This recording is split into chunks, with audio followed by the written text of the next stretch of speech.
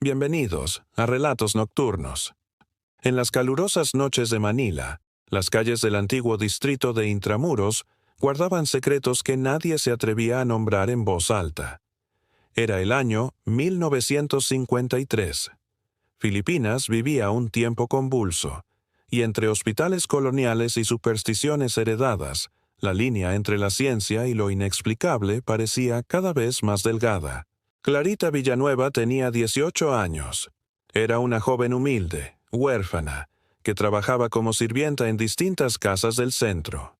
Su vida cambió la mañana en que fue arrestada por dormir en la calle. La llevaron al Hospital Municipal de Manila, donde solían alojar a mujeres sin familia ni documentos.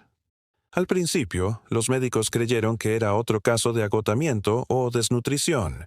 Clarita decía que algo la seguía desde hacía días, que la observaba por las noches, que la tocaba cuando nadie más estaba cerca. Nadie le creyó.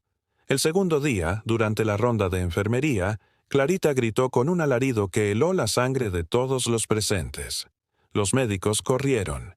La encontraron en su cama, temblando, llorando, y en su brazo derecho aparecían marcas de mordidas. Humanas. Pero no había nadie cerca. Uno de los enfermeros aseguró que vio cómo la piel de Clarita se hundía, como si unos dientes invisibles la estuvieran mordiendo. Otros dijeron que era imposible, que debía estar haciéndoselo ella misma, pero cuando intentaron sujetarla, las marcas aparecieron en su cuello, frente a todos. El jefe médico, el doctor Mariano Lara, pidió asistencia policial. No podía explicar lo que veía. En su informe inicial, escribió una frase que todavía se conserva en los archivos. Las heridas son recientes, visibles, pero no hay agente externo que las produzca. A partir de ese momento, el hospital se transformó en un caos. Periodistas, curiosos y religiosos querían verla con sus propios ojos. Clarita decía que la atacaban dos sombras. Una alta, de ojos brillantes. Otra, pequeña, que se reía y le hablaba en un idioma que nadie entendía.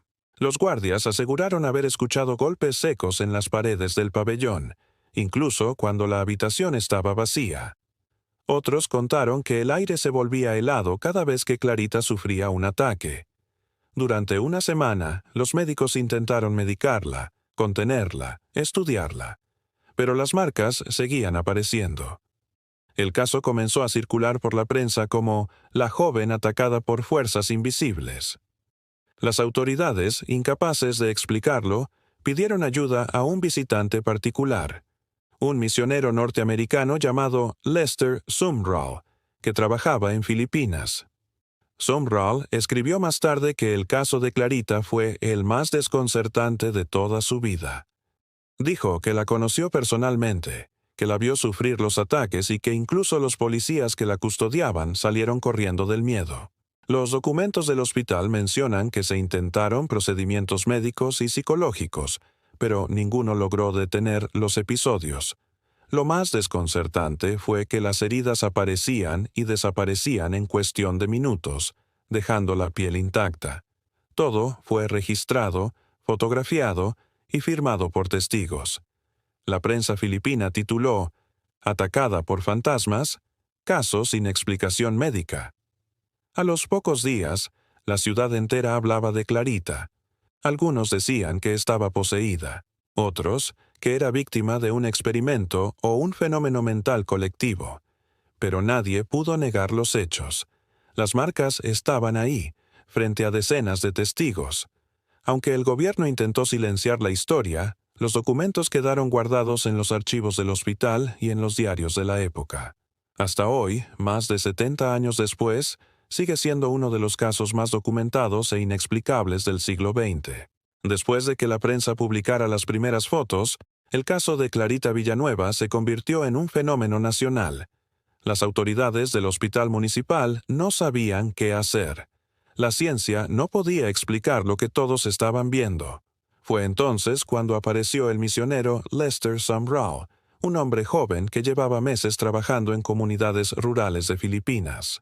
El alcalde de Manila le pidió que visitara a la muchacha, pues creían que su presencia podía ayudarla, ya que los médicos ya no encontraban respuestas. El 13 de mayo de 1953, Sumrall llegó al hospital acompañado por el capitán de policía Vicente Ramos y 2 médicos testigos. Clarita estaba sentada en su cama, mirando al suelo. Tenía ojeras profundas y las manos cubiertas por vendas. Cuando Sumrall entró, según el informe, ella levantó la mirada y le dijo con una voz que no parecía suya: «Tú no puedes ayudarme». El misionero declaró más tarde que en ese momento sintió que la temperatura del cuarto descendía abruptamente. Los enfermeros retrocedieron. Uno de ellos aseguró haber visto cómo el cabello de Clarita se levantaba ligeramente, como si una corriente invisible la rodeara.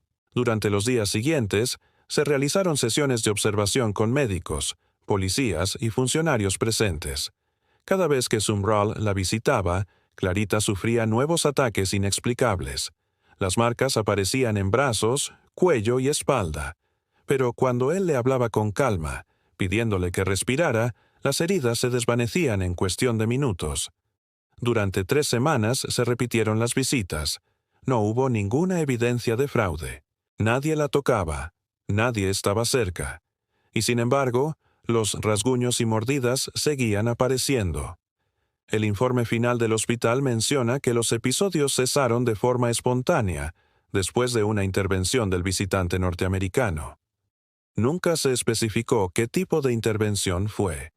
Sumrall, por su parte, escribió en su diario que la joven recuperó la paz y pudo dormir sin ser molestada nuevamente.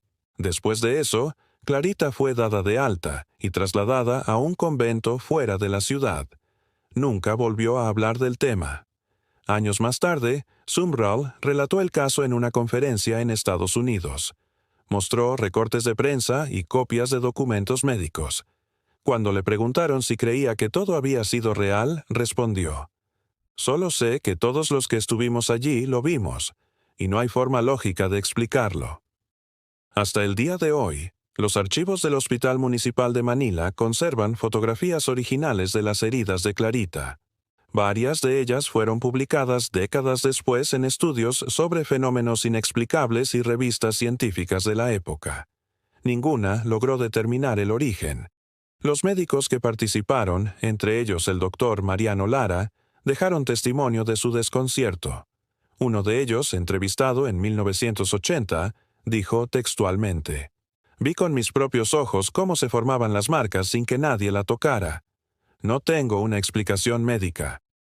Después de su salida del hospital, Clarita desapareció del ojo público. Algunos rumores dicen que se casó y vivió en el norte del país. Otros que murió joven, en silencio, sin volver a mencionar lo ocurrido. El caso de Clarita Villanueva quedó registrado oficialmente como fenómeno sin causa determinada. Y aunque muchos aún lo llaman el primer caso documentado de ataques invisibles, nadie ha podido explicar con certeza qué sucedió en aquel hospital de Manila en 1953. Si quieres escuchar más historias escalofriantes, suscríbete y activa la campanita para no perderte ningún relato. Gracias por acompañarnos en Relatos Nocturnos, donde la noche guarda los secretos más oscuros.